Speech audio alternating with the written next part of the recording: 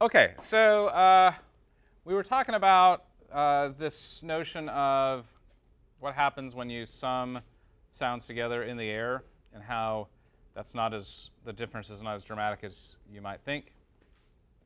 There's another kind of interesting phenomenon is that, which is called RMS, or root mean square. And the idea behind RMS is that, if we look at it as a sine wave, which we'll get to what this means for real sounds later, because very rarely do you really deal with just a pure sine wave. But for purposes of illustration, if we look at a sound at a sine wave, and if this was a sound, then what is the amplitude of this wave? Because we know that amplitude usually corresponds to loudness when it turns into sound. So looking at that sine wave, how would you describe the amplitude of that wave? 1 volt, right? 1 volt wave. Okay. Well, here's the kind of funny thing, though, is let's say 1 volt in your audio ultimately goes through your system, and with your amplifier and your sensitivity of your loudspeaker and everything, maybe that generates 90 dB SPL, that 1 volt. Okay? But here's the thing. If you remember, a sound wave, in this case a sine wave, is a constantly moving thing, right? It's constantly going positive, negative across that 1 volt. So of the total time for each period, how often is it at that 1 volt? Yeah, almost never, actually. Almost never. And what that means is that if that 1 volt generates, ultimately, when you take that 1 volt signal, put it through the rest of your sound system, it comes out of a loudspeaker, maybe that's 90 dB SPL, you don't hear a 90 dB SPL sound. Like, you don't perceive that as a 90 dB SPL because it's hardly ever at that level. In reality, it's most of the time somewhere else, something lower than that 1 volt. And if you just averaged out, and this is where you get that sort of sine and cosine math that I never bothered to learn, but if you actually do that math and average out, if you look at, okay, all the different levels that this wave could be at, it averages out to be about 0.637 volts on average. And there's a little tweak that you do to the math called RMS, root mean square. We don't need to learn that, but we tend to think about, in a sound world, and really and electronics in general, as RMS. And RMS is just slightly higher than the average level. And the thing you need to know about RMS is the RMS level is closer to our perception. Okay, so when we perceive the loudness of this sound when it gets converted to sound, we don't perceive the loudness of the peak level. We don't really perceive the loudness of the average level. We actually what we perceive is something just slightly higher than the average, called the RMS. Now, for purposes of discussion, we can just call the RMS the average, okay? But I just want you to remember that when you hear that word RMS, that means this value that's slightly higher than average. And there's math you can do about this. But just for fun's sake, what is the dB difference in this scenario between the peak and the RMS level? So if that 1 volt generates 90 dB SPL, and I'm saying, well, you never perceive that, what is the actual sound pressure level you're going to perceive? What is the dB difference between 1 volt and 0.707 volts?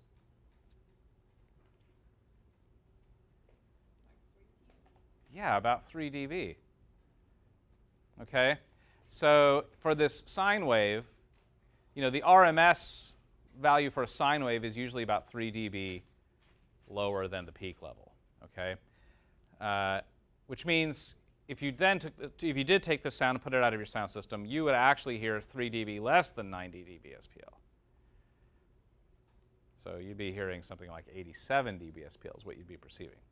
Okay?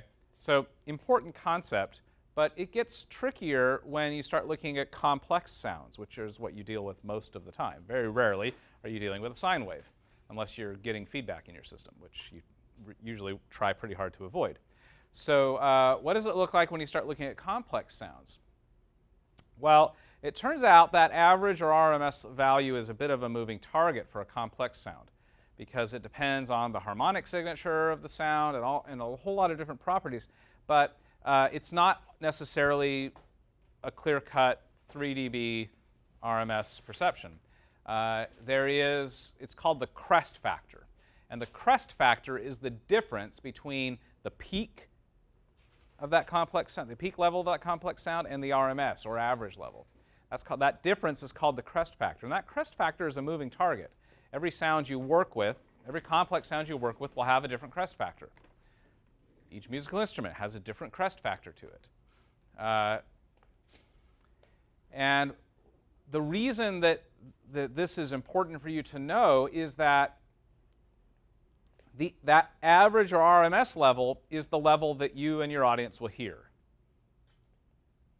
But those peaks exist, even if you don't perceive that loudness of those peaks. It exists.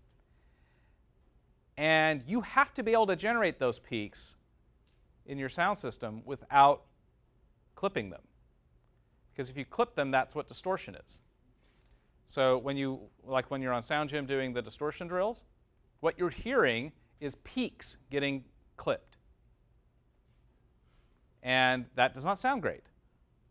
And in fact, not only does it not sound good, it can damage your equipment if you run clipped signals into your loudspeakers.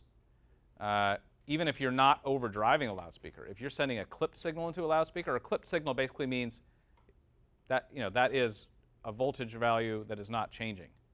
And if it's not changing, then the driver is not moving. And if the driver is not moving, then you've got energy going into the driver, and the driver is not moving. And loudspeaker drivers know how to do two things with energy that comes in. It can either make sound out of that energy, or it can make heat out of that energy. And,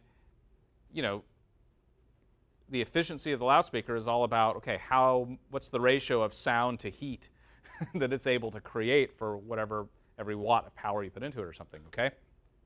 Well, it's really voltage, because the watts is really the work it's able to perform. You don't count the heat in that.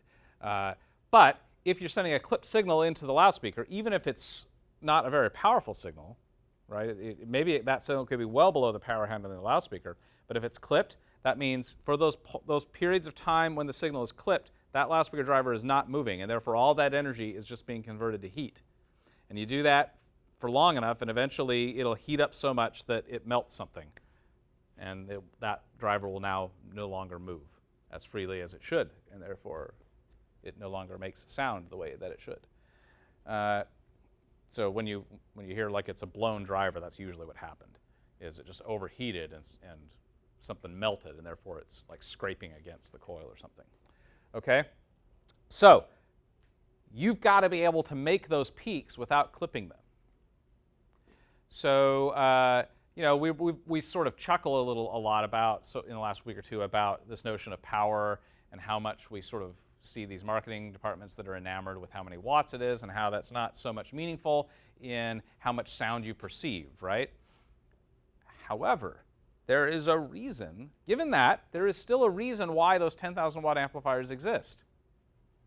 And it's not because you need 10,000 watts to generate the amount of sound that you perceive, because most decent public address, loudspeakers, two-way, low and a horn kind of loudspeakers, I mean, they're going to generate at least 90, maybe 100 dB SPL on average with only 1 watt of power at 1 meter away. That's a lot. They're pretty sensitive. So 1 watt gets you somewhere between 90 to 100 dB SPL at 1 meter. That's a lot. So only, if you then take that 20 feet away from your audience, you still have a lot of sound left over even after you've traveled that trip with only 1 watt. So why do these 10,000 watt amplifiers exist if we've got them the loudspeakers so efficient now? Because of this, okay? It may only take you 1 watt to deliver that RMS level to the audience at the loudness level you need, but you've got to have enough power to generate those peaks without clipping them. And how far away are those peaks from the RMS? The RMS is what you hear. So let's say your show is an 80 dB on average show, maybe 80 dB SPL on average show. How much louder than that are the peaks going to be?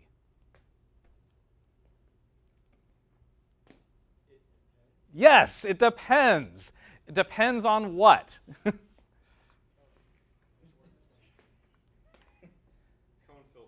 filtering. Oh, no. This isn't it.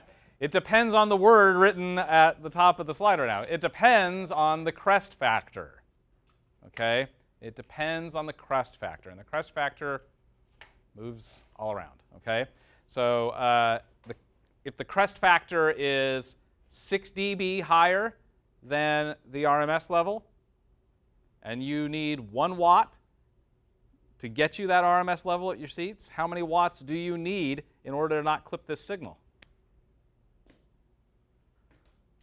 If 1 watt gets you what you need, but the crest factor is 6 dB, how many more watts do you need to not clip it?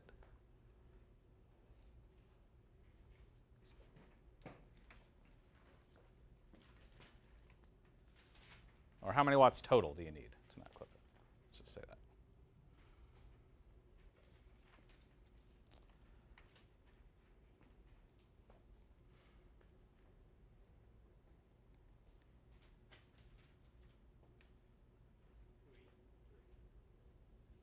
A little bit more than 3. So every time you double the power, you go up 3 dB, right? And I've got a 6 dB crest factor, which means I got to double the power twice.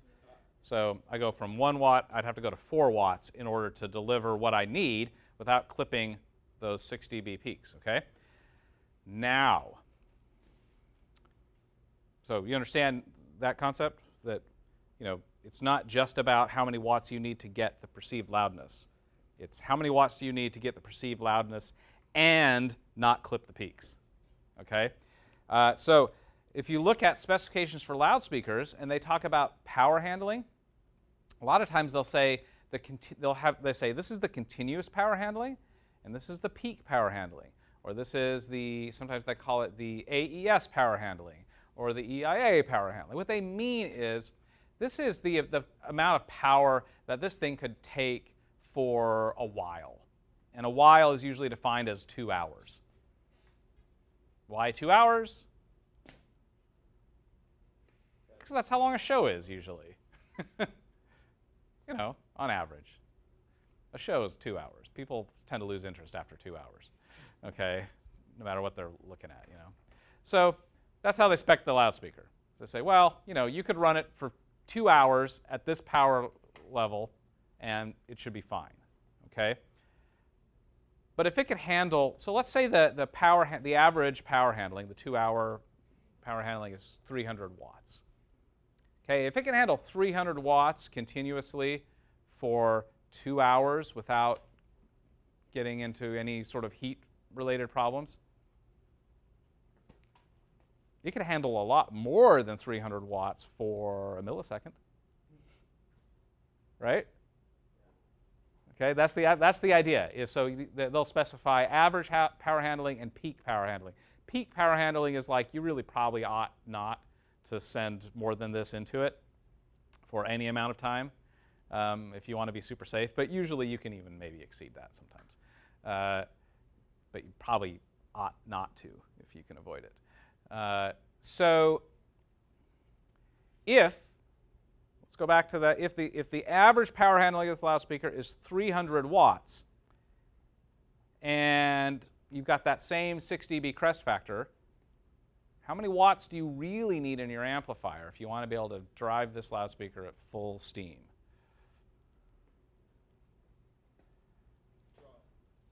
Huh?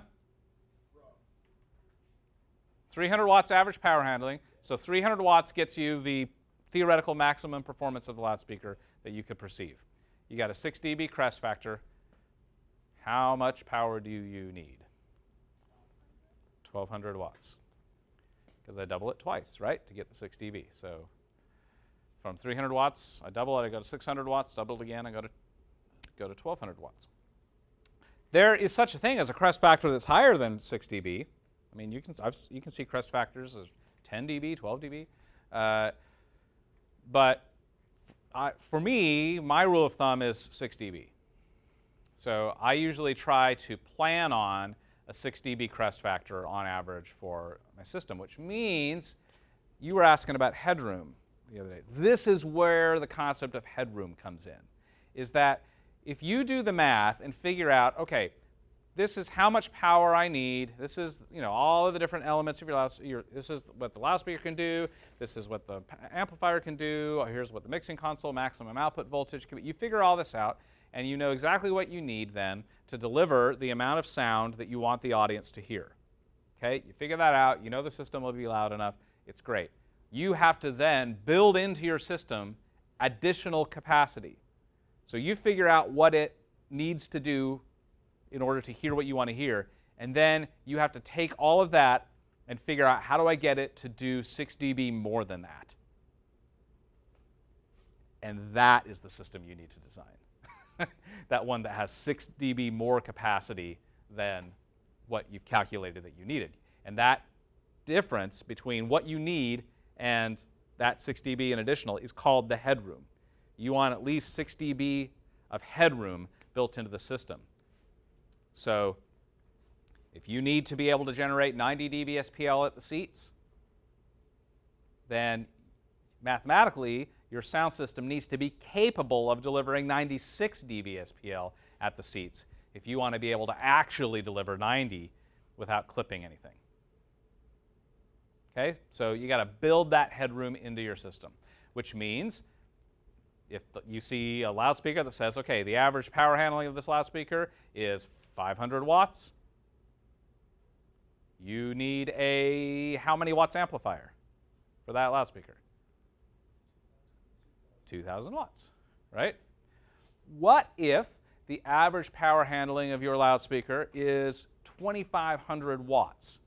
Maybe it's like a big sub or something that can handle 2,500 watts of power. There's where you need that 10,000 watt amplifier. Not because you're actually going to generate that much sound. Your audience isn't going to hear that much sound, but you need that extra 7,500 watts in order to not clip anything. Okay? That extra 7,500 watts is expensive. And this is the real bummer about designing sound systems, is that getting that extra 6 dB of headroom is the most expensive part of your sound system. And it's the part of your sound system that no one will ever hear. Yeah? Is there a way to take down the crest factor? Yes, but that doesn't mean you don't have to design the headroom in. Because here's what happens. So the way you shrink the crest factor is with compressors, okay? But unless it is a brick wall limiter, and that compressor has a 0 millisecond attack, you're still going to have peaks that get through for little bits of time. So it's really difficult to perfectly compress that. So you still have to build it in. And what will happen is, in the scenario that happens if you don't account for this headroom into your system, then what happens is you set the sound system up, you start playing the sound through it, and you're like, okay, you get your SPL meter. I should be able to get 90 dB SPL. Okay? And you go, 90 dB SPL, and it's like you're not quite getting there, and so you're going to keep pushing until you get it. But in reality, in order to get that 90 dB SPL that you hear, you're going to have to clip all those peaks. And so you're going to keep pushing, and signal gets clipped. You're not technically overdriving the loudspeaker because your amplifier is not delivering more power than the average handling, so you're not overdriving it, but you'll melt the loudspeaker anyway because you're sending a clip signal into it. Because you've got to push it and push it and push it to get that perceived loudness that your math told you you would be able to get. But you didn't include the headroom, and therefore You're going to blow up your system. So it's actually, as much as getting that extra 6 dB of headroom is expensive, I mean, a 10,000 watt amplifier is a lot more expensive than a 2,500 watt amplifier. So it's expensive to get that extra 6 dB, but it's even more expensive to buy a new sound system if you blow everything up because you were clipping everything. All right? So that's the bummer, is we end up spending the most of our money to create sound that no one will hear, so that the sound we do create can be heard the way we need it to hear. Make sense? So rule of thumb, 6 dB of headroom. That's my rule of thumb anyway.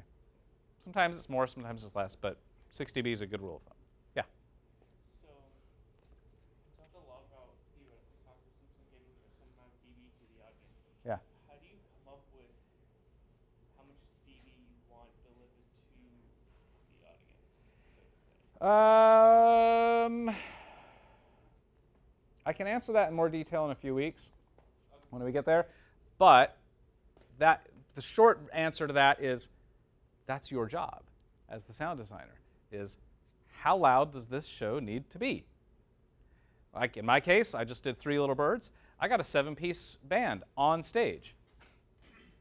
They are going to generate a certain amount of sound all on their own, whether I show up or not, right? I mean, I've got 2 percussionists, 2 keyboards, I got a bass player, I got an electric guitar, and a saxophone player. They're going to generate a lot of sound all by themselves.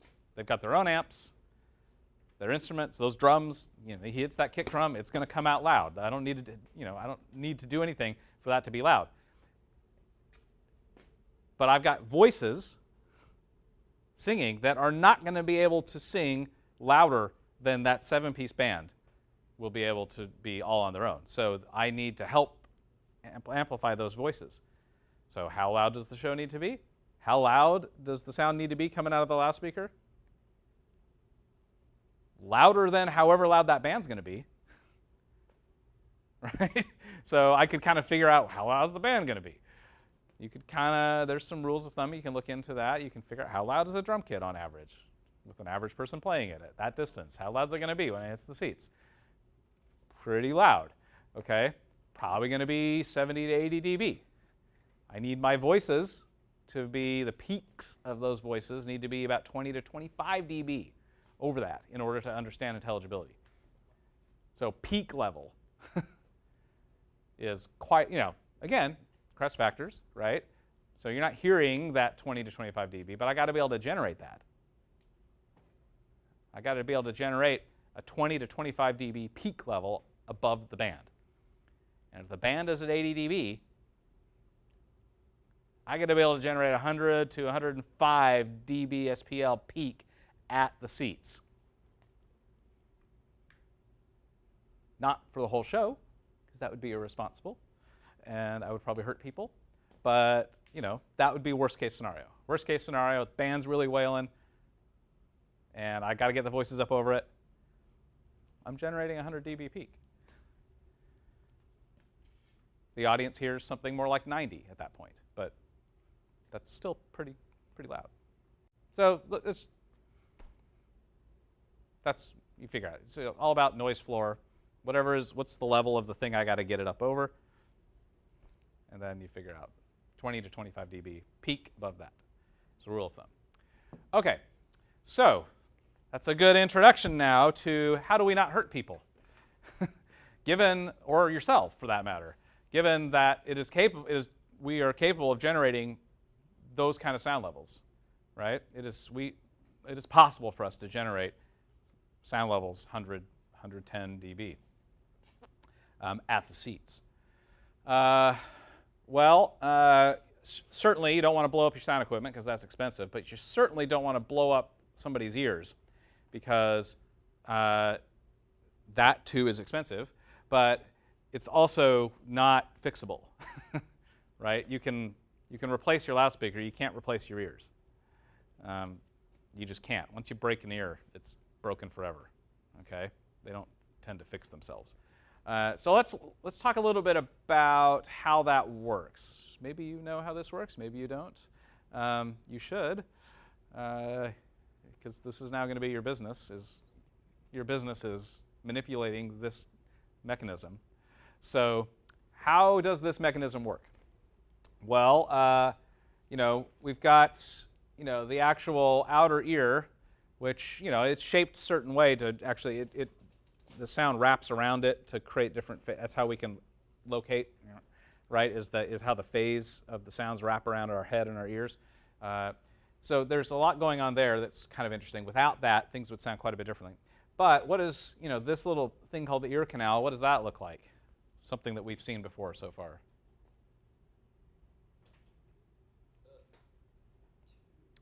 It looks a lot like a pipe or a tube, right? That's open at one end, closed at the other end. Gee, I wonder if that has a resonant frequency. I bet you it does. What do you suppose the resonant frequency is? It depends, of course, on the size of the person is. But on average, let's say that's an inch. Okay, on average. What would be the fundamental resonant frequency on average, of the human ear canal? Well, it would have a wavelength of 4 inches. So what frequency has a wavelength of 4 inches?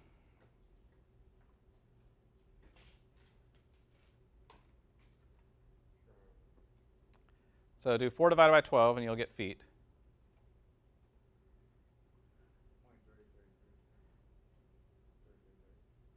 Four divided by 12? Yes. Okay, so now do 1,130 feet per second divided by that.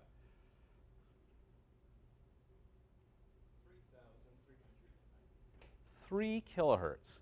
Isn't that interesting? What did I say last week or last time? What is the frequencies that contribute most to intelligibility? 2 to 4K. Guess what? The fundamental resonant frequency of your ear canal is centered right in the middle of that. That is why our ears are extra sensitive to that range of frequencies, because that corresponds to the fundamental resonant frequency of our ear canal. Isn't that fascinating? That the actual physical property of our ear canal is perfectly sized and tuned to allow us to understand each other's voices when we talk to each other. I think that's pretty cool. Okay. So anyway, so yeah, you've got this pipe, right, that's now resonating, and that air that's resonating inside of there ultimately pushes against that cap. So that eardrum is like the cap, but it's a cap that is a little bit flexible. Okay, so there's a lot of pressure that builds up at the end of that ear canal, and that eardrum, or the doctors call it the tympanic membrane, but it's a little bit flexible. Okay, so it will kind of wiggle a little bit against that pressure, and so as it moves, it pushes on these little bones. These are the smallest bones in your body, called the ossicles, the malleus, incus, and the stapes. Okay, teeny tiny bones. It's a little lever. Okay, and so the eardrum kind of pushes on that malleus, and it's got this little joint in it that it does this. It's like this little lever. Okay, and that little lever excites these canals. So it connects up, and there's a little fluid inside of there. Okay, and it vibrates the fluid inside of these canals and inside this thing called the cochlea, this little snail shell looking thing. Okay, so inside of there is this fluid, and this fluid kind of vibrates, as these bones kind of jab at it. Okay, and then inside of this little cochlea are all these little hairs of varying lengths. Okay, that's why it kind of, as it circles through, it gets narrower and narrower and narrower, because the larger parts accommodate the longer hairs, and the smaller parts of that shell accommodate the really shorter hairs. What do you think the hairs do? They have resonant frequencies. Exactly. So they have fundamental resonant frequencies. You've got one in there for every frequency. I'm not sure what the resolution is. But so as that fluid kind of is vibrating, all the little hairs inside the cochlea that have fundamental resonant frequencies that are sympathetic to that vibration, they'll start wiggling. And when those start wiggling, they generate a little electrical impulse into these nerves that then go into your brain. So your brain gets this little electrical impulse that you then interpret as sound. Isn't that kind of interesting? I think that's fascinating. Yeah? Why do we lose the ability to hear higher frequencies as we get older, even before we turn 25? Yeah. So that's exactly what we're talking about today, is what are the ways that this system can break down? Okay? There's a few things that can happen. One of the most devastating things that can happen is sometimes those hairs will die inside your cochlea. Okay? They'll get overexcited, they'll wiggle a little too much, and they'll just break off. Okay? And that's the only hair in your body that doesn't grow back. Very bizarre. So once that hair falls out, it doesn't ever grow back. So the second that's gone, you don't get to hear that frequency anymore, ever again. Okay? So How does it fall off or break? from overexertion. So So if the amplitude if it's having to wiggle too far, just like bending a wire back and forth, you bend it back and forth too far, too much, it'll break. Same thing will happen to that hair. So it doesn't do that just on its own, I guess you You have to do something bad to it to make that happen, right? It's not going to, if you're listening to average, safe-sounding things, it doesn't happen, usually. I'm sure there's probably some genetic defects that might contribute to that. So some people might be more inclined and prone to that kind of hearing damage than other people. And so yes, there are some people that genetically are more predisposed to hearing loss than others for those kind of things, okay? But even if you're not genetically predisposed to it, it can still happen to you, right, by being bad to your ears, okay? Other things that can happen is, so there are muscles that clamp around, like any bone in your body, there are muscles, right, that control the movement of those bones. And so there are muscles that actually clamp around all these little teeny tiny bones. Those muscles can, like any muscle, can break and get tired and not work as well anymore, and then that can affect how well those bones move, and that can affect the way you hear. Yeah. Maybe like when last time I learned this, like in 6th grade, they taught us QT names or something. Yeah. But if those 3 small bones in your ear aren't the hammer, the anvil, and the stirrup, what are? Or are those the QT names they told us because we couldn't remember that when I was like. That's probably what, I don't know. I've never heard that, but probably, I guess. Okay. I was like, hammer, anvil, that's not the ear, that's communism. Yeah, I don't know. But so those muscles, there are muscles around, those can kind of get weak and stop working. And actually, that's part of the protection. Your ear has built-in protection mechanisms. So when really loud sounds hit, those muscles clamp down on those bones, so those bones don't move as freely. And it's kind of like a muscle spasm, which is why when you get exposed to really loud sounds for a while, you suddenly don't hear real well for a little bit, because it takes a while for those muscles to kind of relax again. Have you ever had that experience where, like, you're driving late at night, right? You're listening to your music, it's the end of the day, it sounds great in your car, you park your car, go to bed, come back in the morning, turn your car on, and you're like, whoa, that's so loud. That is exact same level you were listening to at the end of the day, and suddenly it sounds way louder to you in the morning than it did that night. Why? Because you had been listening to things that were too loud, and those muscles started clamping down to try to protect you. And then you go to bed, and they all relax, and then you get back into the car, and you're blown away. Okay, that's a good sign that you were probably listening to something a little too loud. Okay, so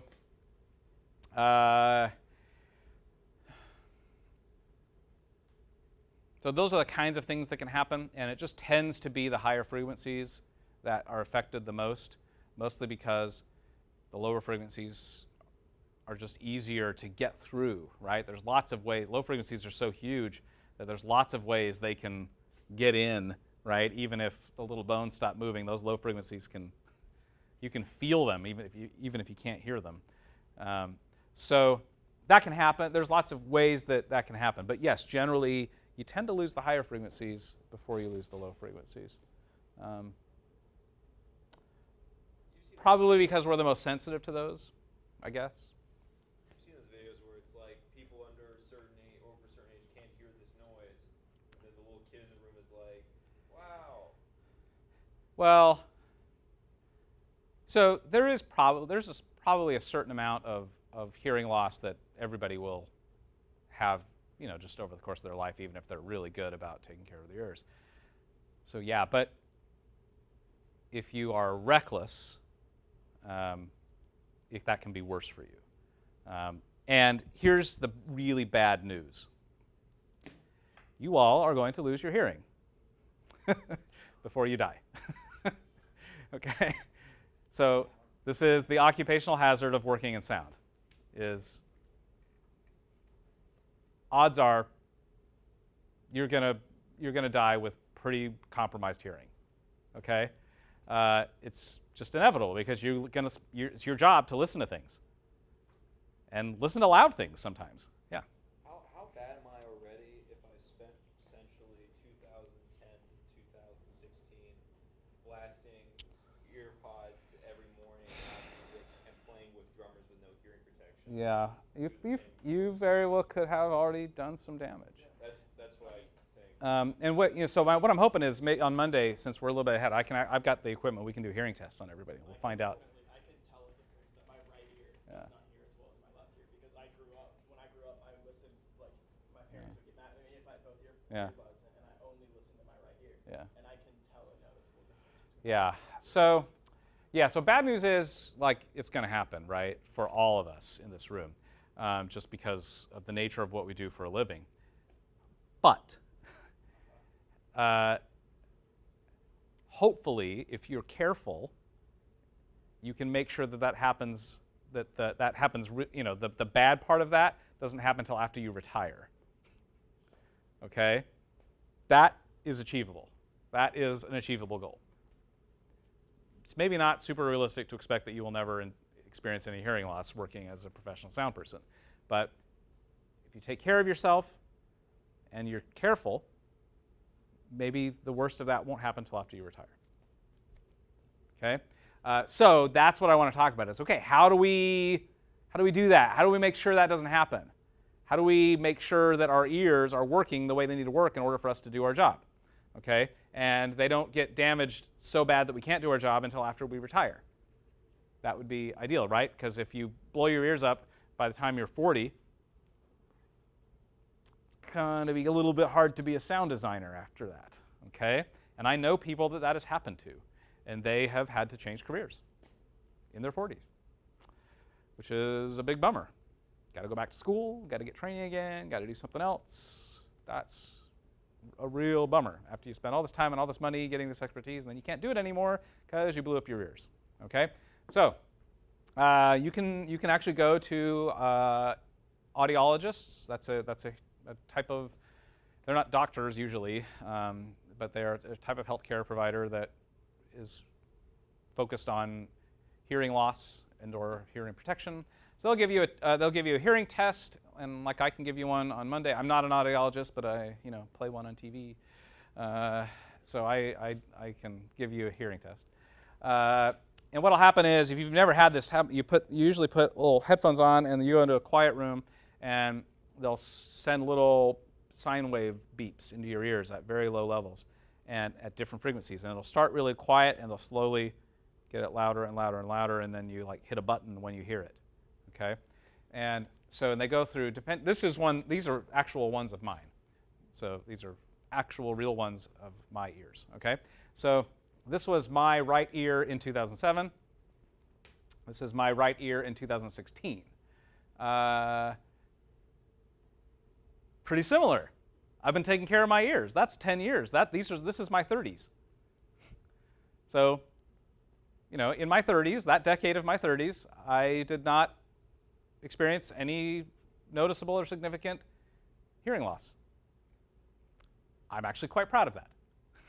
As someone who works in sound professionally, I managed to survive my 30s without any hearing loss. That's pretty cool. Okay? That can be you too. So how did I do it? How did I do it, Jason? How did you do it? Well, before I tell you that, this is what it might look like if I had not taken care of myself in my 30s. This is the example of somebody who has really trashed their ears, okay, by listening to loud things. You lose the high frequencies, okay? I have seen these. I have seen these in real life. I have seen students come here with that when they're 18.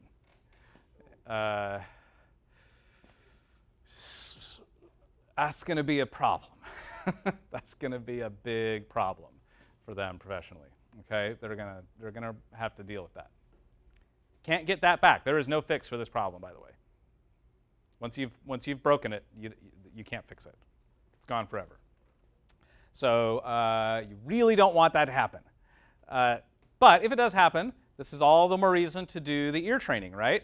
So that if you can get a sense, even if this is true, and you then know that, okay, well, I'm less sensitive to those high frequencies, so usually if it sounds really, low heavy to me, that means it's probably flat to everybody else, right? And you can work around it. And I know people that have been able to work around that a little bit. I mean, this is particularly devastating, hearing loss. Hopefully none of you are quite this dramatic. If you are, figure it out, but this would be very difficult. So here's how you do it. Here's how you protect yourself. So there are two organizations that have tried to figure out some guidelines for how do you keep this from happening. And what the science tells us is that, this noise-induced hearing loss is a function of exposure over time. So it's really unlikely that a single event, a single flash moment in time where you hear something loud, that is not going to destroy your hearing forever. Okay? Your hearing system has protection mechanisms built into it to deal with, those kinds of things, right? If you happen to be standing around nearby when a gun goes off or something really, that's not going to kill you forever, what you're hearing, okay? So what does happen, though, is if you experience these kinds of things over and over and over again for long periods of time, then eventually those protection mechanisms start breaking down, okay? And so there's two organizations that have done some guidelines on this. One is OSHA, and OSHA is it's the Occupational Safety and Health Administration, maybe. They are a regulatory agency here in the U.S. Okay, so they regulate occupational safety in the workplace. So they make rules and standards that employers have to follow by law in order to protect their workers. Okay? And what they have said is, so the concept, the way that you kind of manage noise exposure is thinking about it in terms of a dose. So you dose yourself with sound, okay? And so they say what 100% dose of sound would be the amount of sound you can listen to in one 24-hour period without incurring any hearing loss or without exposing yourself to the potential of hearing loss. So because OSHA is a regulatory agency, they only have the power to regulate what happens at work. Okay, they can't regulate what people do on their own time at home. So that means they can say the 100% dose is what happens at work, because we have no idea what you're doing before work or after work. So a work day is 8 hours, and so they said, okay, what is the most amount of sound you can be exposed to for 8 hours without running the risk of hurting your ears? And they have said that is 90 dB SPL A weighted. That's pretty loud, actually. That's pretty loud. If you were sitting in 90 dB SPL consistent for 8 hours a day, you would be very uncomfortable. But OSHA says that's safe.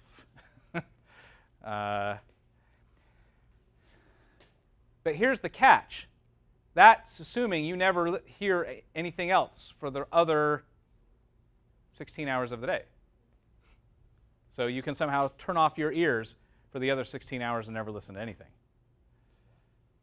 Probably not going to happen. They're a fatal flaw in the OSHA standards, okay? So then they kind of build that out, and they say, okay, if you can do 90 dB SPL for 8 hours, and that would be 100% dose, 95 dB SPL, you can only do that for 4 hours before you hit 100% dose. 100 dB SPL you can only do for 2 hours, and that would be 100% dose. Guess what? That's the average. That's the average SPL and the audience for a rock concert. 100 dB SPL.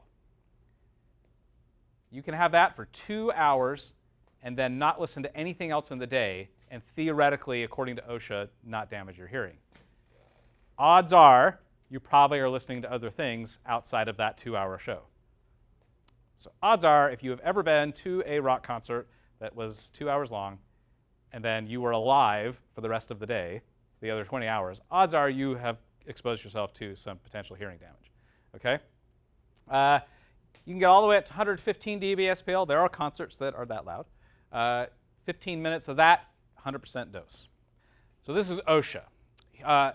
However, here's the thing about OSHA. Because they are a regulatory agency and they're like creating policies that employers have to follow, they're, like any political organization, they are subject to manipulation, lobbying, corruption. So their employers will lobby OSHA and be like, "Hey, come on, cut us a break," kind of thing. And so OSHA is constantly trying to strike that balance between how do we protect people and how do we not make it completely impossible to do business in this country. Okay, so I'm not sure that OSHA really ought to be the standard that we hold ourselves to. I mean, it's fine that an employer has to be held to that standard, but if I'm going to hold myself to a standard to protect my own ears, I'm probably not going to pay attention to OSHA because I think they've got a conflict of interest, in my opinion.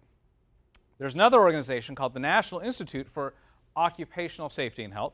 This is more of a sort of public health agency, research agency. They don't have any regulatory authority, so no one has to do what they say, but they can publish guidelines. And so they are, in my opinion, probably a little less conflicted and compromised than OSHA. They did their own standards, and as you can see, their standards are quite a bit more conservative than OSHA. So NIOSH says that 100% dose for 8 hours would actually be 85 dB SPLA weighted. So they say 90, which is about 91, is really that's 2 hours in their opinion, according to their research. And that 100 dB rock concert, 15 minutes, 100% dose. And then you don't listen to anything else for the other 23 hours and 45 minutes of the day. Again, probably not going to happen. This is the standard that I hold myself to, is the NIOSH standard. So I try to stay out of this zone, okay? But again, keeping in mind that 85 dB SPL for 8 hours, that's assuming I listen to nothing for the other 16 hours. So that doesn't mean I should feel comfortable in an 85 dB SPL environment for 8 hours. In fact, if I was in that environment for 8 hours, I would be concerned because odds are I'm going to hear other things, okay? So how do you manage this? Best way to do it is with some earplugs, okay? So here's what earplugs will do. If you just do the cheap foam earplugs like these ones, that's usually if you insert them correctly. You put them all the way in your ears like you're supposed to, so that there's hardly anything sticking out. You put them in, you should be able to get 33 dB on average reduction in overall noise, which is great. Okay, but what you might notice about the foam earplugs is they attenuate the high frequencies much more aggressively than the low frequencies. Okay, this is not a flat reduction, which is fine if you're working, in a shop, in a metal shop or something. You don't really care about how good things sound around you. You just don't want to blow up your ears. But in our case, being able to listen critically is important to us. And so maybe you would like earplugs that, attenuate a little bit more consistently across the frequency spectrum. So these are earplugs you can get from So the filters that are on these are designed by a company named Etymotic Research, and they make these filters, these musicians' filters. And the ER15s were the first ones they did. And this is a 15 dB attenuation, but it's essentially flat. I mean, it's a pretty flat frequency response reduction. So when you put these in, the world gets 15 dB quieter, but other than that, sounds the same. All the frequencies get, on average, 15 dB quieter. And then they make some other ones, musicians' filters. They make an ER9, which is at the high frequencies from 2K and above is identical to the 15, but below 2K, it's, you know, basically, I mean, the 15 and the 9, that's basically attenuation.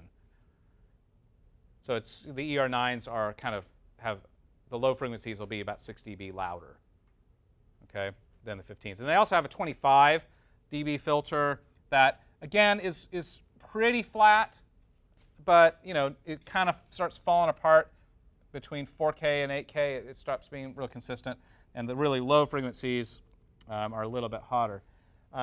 So I have some of these. I have some of the 15s. They're right here in my little pocket. I carry them with me everywhere I go. So here they are. You have to go to an audiologist and get custom ear molds made of your ears. So I got different colors. The red is for my right ear, and the blue is for my left ear, so I can keep track of it. And you just stick them in, and they're custom fit to your ears. They feel very comfortable, and the whole world just gets 15 dB quieter, but sounds the same otherwise. I can work in these. I do work with these. I can be in tech with these in and doing my job, and it's just fine.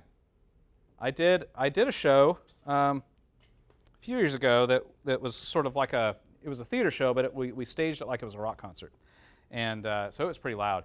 And I teched the show with these earplugs in, because it was like, okay, for 2 hours. I mean, I was really careful to stick to the NISH guidelines for the audience. I wanted to make sure that I wasn't, you know, damaging the audience. But you know, the audience is only going to be there for an hour and 10 minutes in that particular show. I was doing 10 out of 12s, you know, with this band, and so I was wearing the earplugs.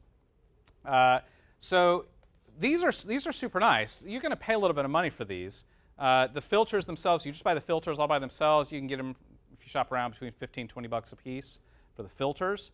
The ear molds themselves, again, you got to go to an audiologist, someone who can like actually make a mold of your ears and send that off to a lab, and then they'll create those plugs for you that you can put the filters in, or they'll sell you the filters usually with it.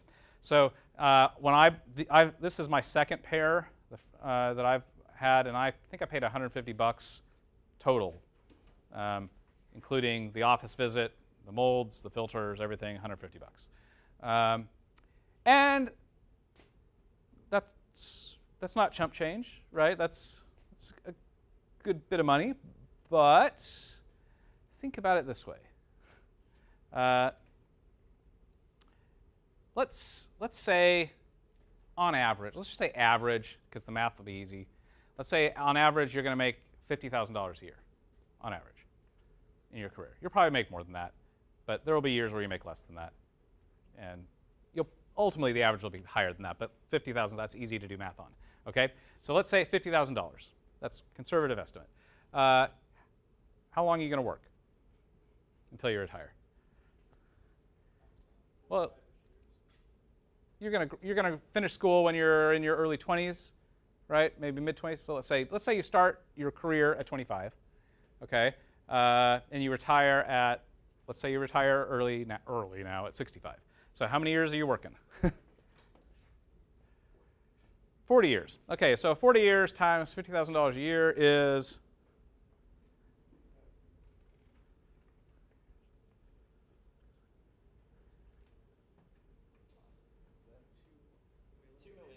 $2 million. So you're going to make $2 million in your career. Conservative estimate. I mean, you're probably going to make more money than that. But just to make the math easy. After that goes to your kids to go to college. Yeah, I mean, you know, now we can get into sort of like, okay, where does all your money go? And it doesn't go as far as you think. $2 million sounds like a lot of money, but it's really not. But $2 million, conservative estimate that you could make in actual income over the 40-year career. Well, what if your ears crap out when you're 40? You don't get to be. You have to be happy with just $1 million. Yeah. So, yeah, you're losing out on $1 million, basically, because that's 20 years of earning that you don't get to do now. You either have to, worst case scenario, you have to retire at 40 and start collecting disability, Social Security. Maybe you're able to reinvent yourself, go back to school, get another career, whatever, and make some more money. But worst case scenario, you're just out $1 million. Or you can spend $150 now and be able to work that extra 20 years. Is there an audiologist near us? Yeah, there's several. The one I go to is there's a Piedmont Ear, Nose, and Throat Associates over there off of Stratford. They've got an audiology office. I go there. They've always treated me well. The funny thing about audiologists is most of them, they always, the lady I see, she's always kind of laughs when I show up because the vast majority of the people she sees are people who have already screwed up their ears, right? That's why they're coming to the audiologist. They've already blown up their ears and they want her to fix it. And she's like, well, I can't fix it. I can give you hearing aids, which will artificially amplify things, but everything still sounds weird. That's fine for people who just need to communicate, not so great for people like us who need to hear critically.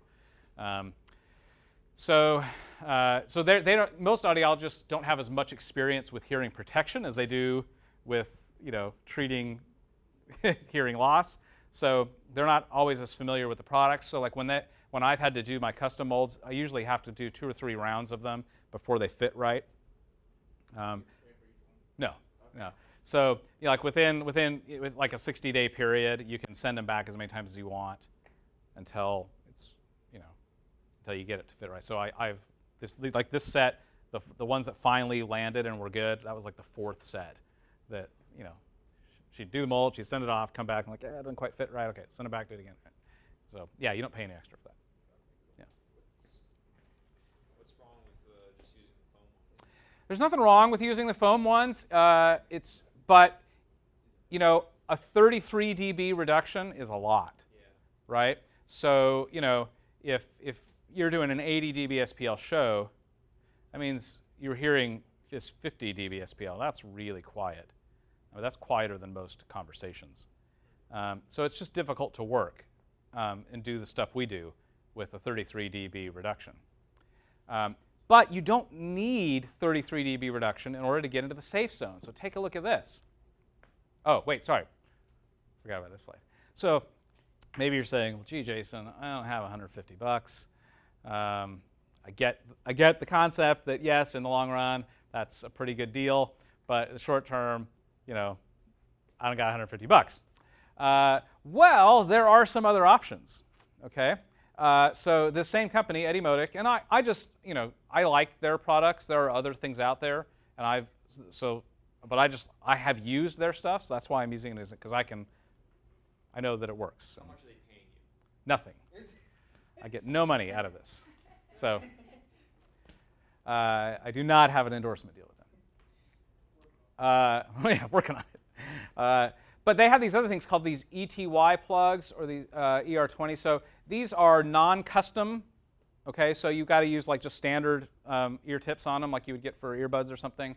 But these ones on the top are about $12, and the ones on the bottom, these are $20. Okay, and they are not quite as slick as the custom ones, and their attenuation is not quite as nice, but so this is, you've got the foam earplugs. Foam earplugs, deep insertion. If you put them all the way in, there's your 33 dB on the dotted line. If you just barely put them in a little bit, you're probably looking at this solid black line. Really aggressive attenuation at high frequencies, hardly any attenuation at low frequencies. Okay, but the Eddie plugs, you're probably looking at somewhere around 20 dB of attenuation. That is not exactly flat, but it's plus or minus 6 dB, which is fine. It's pretty good. I used these ones. I used these ones for a while. I mean, I didn't get the custom ones until I was probably 35, 36. And up until then, I used these ones. These are actually a newer model, the ER20s. I haven't tried those. So the downside to these is they're not as comfortable. Okay, You got to like, they come with lots of different tips, and you can, well, these ones come with different tips. These ones don't. Okay, the cheaper ones, you're stuck with those tips. They have 2 different sizes, and so they're not as comfortable. But these ones you can swap. You can do foam tips. You can do plastic ones. You can do a couple different things. They're $20. And 20 dB is fine. That's probably more than you need, but it's at least flat. Okay. But my argument is that ultimately you want to wear these, and you want to wear these. Okay. So the more comfortable they are, the more likely you are to wear them, and the better they sound when you have them in, the more likely you are to wear them. If you feel isolated and all that kind of stuff when you have them on, you're not going to want to wear them. And you need to wear them because you need to protect your hearing. So it's worth spending a little bit of money on, okay? But in the short term, at least do these. There's no reason not to do these. Just like skip lunch for 2 days and buy these instead, okay? And save your ears a little bit. So here's the cool thing is if you get the 15 dB musician's plugs that which are nice, okay? 15 dB is enough attenuation to put you in the safe zone when you're in a 94 dB SPL environment, right? You could be in that well over 8 hours and not hit your 100% dose with only a 15 dB reduction, okay? So this is why not the foam, right? Is that the foam earplugs, 33 dB attenuation. That's a lot. Yeah, it's like you are living in your own little world there. And it's hard to hear. It's hard to hear stuff. And that's great. That will definitely protect your hearing, but it's going to be uncomfortable for you. You're not going to enjoy that. You're not going to hear very well. But you don't need to do that much. That's twice as much attenuation as you need to be safe in most environments. That 100 dB rock concert, you could be in that for 8 hours wearing these musician's plugs. I've done that. I've gone to concerts, really loud concerts. I put my musician's plugs in.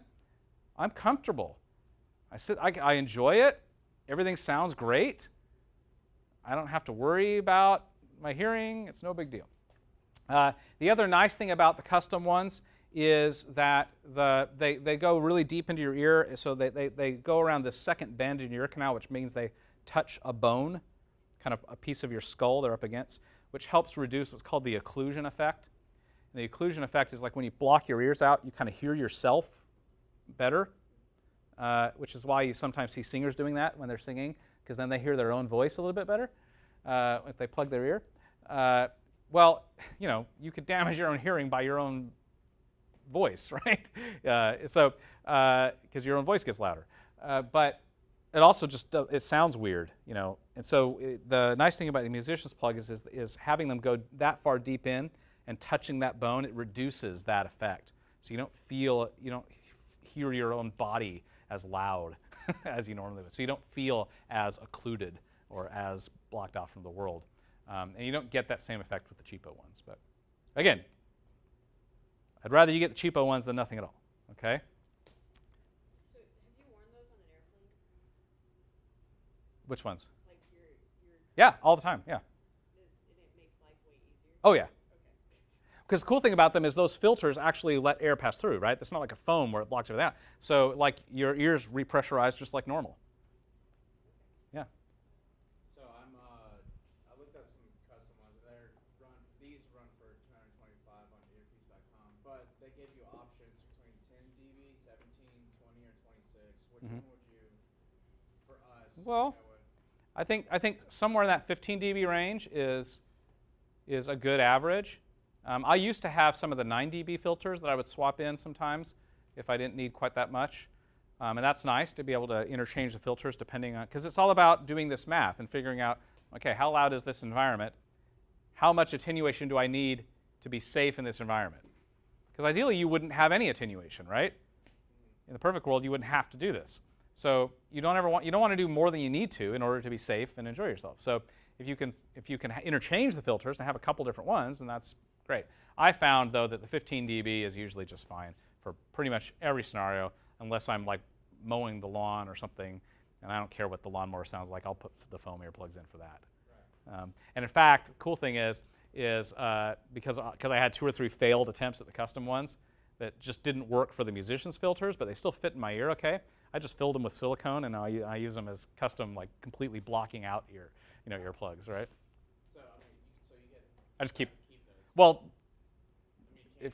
yeah, she's going to throw them away if I give them back to her, because they're custom for my ears, right? Yeah. So yeah, you don't need a lot in order to get yourself into a safe zone. Okay, just a little bit will help. And if you're going to look at other options and things like that, just look for that. It's not just okay, how much do they attenuate, but what's the frequency response look like of the attenuation? You can get little apps for your phone that will have SPL meters in them. It will even there's these things called noise dosimeters, which are little devices you can buy that you can wear on your shirt or in your pocket, and they will listen to all the sounds you listen to and slowly do the math and tell you when you've hit your 100% dose sometime in the day. All right, stop hearing. Yeah, exactly. But it's a good way to know, like, okay, am I in my day-to-day life? Am I, but you can actually put an app on your phone that'll do the same thing, and it'll alert. It'll do a prediction. So I've got there's a couple of different ones that I have. But if you're like in a situation, like sometimes I go to conferences and trade shows where I do recruiting or things like that. I'm out on a showroom floor and it's really loud. I'll sometimes pop that app on and let it listen to it for a while, and it'll tell me. It's like, okay, if you are in this environment all day, it'll say, and I load up the NIOSH chart in that. It says, okay, if you're in this environment for the rest of the day, it's still okay. You'll be fine. Or if you're in this environment for the rest of the day, you're going to exceed your 100% dose. So I say, okay, I'll put my little musician's plugs in, and I'll wear those the rest of the day, and that'll take me down 15 dB, and I'll be fine. Okay? So you can, there's apps for these things now that really help. Help you. You don't have to do the math. It'll just do it for you. Okay? So that's how I did it. That's how I survived my 30s without hearing loss, is I had nice earplugs. And as I say, I didn't get the really expensive ones till halfway into my 30s. Before that, I was just using those cheap $12 Eddy plugs, and they were fine. They sound fine. I mean, you do get a little bit of the occlusion effect, but they don't obliterate the sound. You can still hear everything. Still listen. Everything sounds great. I wear my earplugs all the time when I'm doing long car rides, just because even the noise in the car can wear me down. And like when I'm commuting to a show, like this show that was down in Charlotte, I'm driving an hour and a half there and back each way. I don't want to show up to tech with my ears already tired from listening to all that road noise and everything. So I put the earplugs in, and then I show up fresh, ready to go. Okay? Can I ask a stupid question? Sure. That was stupid. I understand how having the highest fidelity, ears in the room makes sense, Yeah. especially for the job. Yeah. But how much better are you than the average person to the point that does it really even matter that you're like enhancing sounds they can't even hear? Just because Well, so this is a bit of a pet peeve of mine, is that I hate that, when you're working on a show and you get into this note where it's like where someone like brings up some issue that seems relatively minor, and someone says, well, if they're paying attention to that, we've got bigger problems. And it's like, I really hate that, because you know what? That's our job, is to pay attention. And yeah, so somebody who doesn't know what they're looking at, they're not going to look at any one of those things, and that's not going to be distracting to them. But the culmination of a lot of little things, that's what makes the difference between something great and something average, is how much of those details did you pay attention to.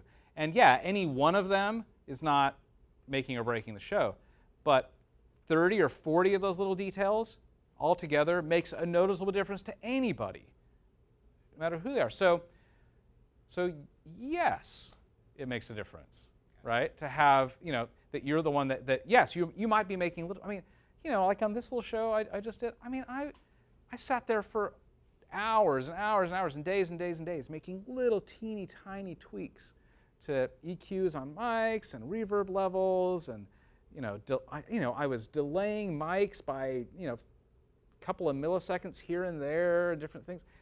Each of these things, very minor, little teeny tiny change, but the difference now between if I shut the system off and just hear them sing and the band play all themselves, and then when I turn the system on, is enormous.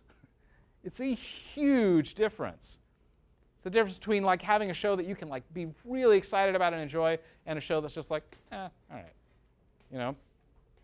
And yeah, you can't do all those little things unless you can hear them, right? So yes, you better be the one who can hear them. You better be the one that can hear that 1K needs to be reduced by 3 dB on that mic in order to make it really sound great. And if you aren't the one in the room that can hear that, who is? Because someone needs to be able to hear that because it needs to happen. It needs to happen to make this thing great. So you better be the one that can hear it. And if it's 4K that needs to be tweaked a little bit, and you don't hear 4K very well, then no one's there to make that change. Again, not the end of the world, but the show wouldn't be as great, right, without that. So we got there. Look at that. So on Monday we can do hearing tests. How about that? We'll see how bad we are. Yeah. So how much does earwax affect everything? Not really. I mean, so you're unless there's something weird going on with your ear system. I mean, your body deals with that. I mean, it automatically falls out of your ears when you get too much of it. Yeah, I mean, sometimes, particularly if you like, jam things in your ears all the time, like with earplugs. If I use my earplugs a lot, that affects that. So you have to get them cleaned out. I do have, you can get little kits at the drugstore that, it'll drops you put in your ear, softens everything up, and then you fill a little thing full of water and squeeze it in there, and it cleans it all out real good. So you do that every once in a while. But yeah, you get enough built up, and it's like an earplug, right? Is it actually that bad to use Q-tips? Yes. Because I can't stand when I feel it in my ear, and Yeah. I feel like there's a lot in there. I need to get that out. So I mean, the Q-tips can get some of it out, but there's a good bit of it that just kind of gets crammed further in there with the Q-tip. So You know how in Mass, like I had to wear earplugs for half the time during the time? Thanks. But no, I had to wear earplugs because I used Q-tips to clean out my ears for a really long time, and a bunch of earwax got stuck so far down my canal that I had to go and have a doctor get it all out. yeah, so if you go to the ear, nose, and throat doctor, they have like they can vacuum it out, they can scrape it out. There's all the things they can do to get out. But if you just, I would say maybe once a quarter, I'll use those little eardrops that you drop in and soften it up, and then you get a little squeeze thing full of water, and it empties them out, and I'm good to go. So I do that, like I say, about every 3 or 4 months. And that's usually fine. Do you know anybody who mixes with cochlear implants? Is that even possible? So the theory behind cochlear implants. I did. My brother's deaf. So the idea behind cochlear implants is you've got it's like a microphone that's out on your head, and it actually, they're theoretically delivering the electrical impulse directly into your ear. So from that implant, it goes here behind right into that nerve, and it delivers that. It's really cool. It's like amazing technology. it's incredible technology, but it's not the same thing, right? I mean, what? No, I mean what those folks are hearing is not the same thing as what your ears do, right? So they can now communicate, right? They can communicate, they can hear, they can understand what people are saying and all that, but they're not hearing things the same way as they maybe would have with fully functioning natural ears. I'm not aware of anybody that works in sound with implants like that. Yeah. I think that would be very difficult. I feel like I feel like you, like we said, hear things a lot differently. Yeah. I'm sure it's possible, but I honestly know people who have gotten into their 40s and they've hurt their ears enough that they have to stop doing sound, and they've had to change careers because it's gotten too difficult. They just can't do it anymore. So hopefully that's not you. Yeah. Right? We'll find out on Monday if any of you are already in trouble. I could tell it's probably going to be me. Between the playing with drummers, working Yeah. in the factory, or working in workshops in general. Yeah. And then blasting earbuds. Yeah. Yeah, so like earbuds on your phone, those can be in that range, that 90 dB range. Even though no one else hears that, going straight into your ear, yeah, you could be hitting that area where you're killing yourself if you're not careful. My rule of thumb is if I can't hear people talking to me and understand a conversation while I've got earbuds in, they're too loud. Because your average conversation is around 65 dB SPL, average conversation. I'm talking a little bit louder than that right now. And so if my earbuds are, so loud that I can't hear somebody talking 60 to 65 dB, then that means my earbuds are probably around 90, because that's that 20 dB range for intelligibility. So if you can't understand what someone's saying, that means your earbuds are in that 90 dB range, which is where you definitely do not want to be for more than 2 hours in a 24-hour period. Okay. All right, that's it. So on Monday, come here and we'll go upstairs. We'll use the recording booth to do the hearing test, okay? Thank you, Jason. Yep. See ya.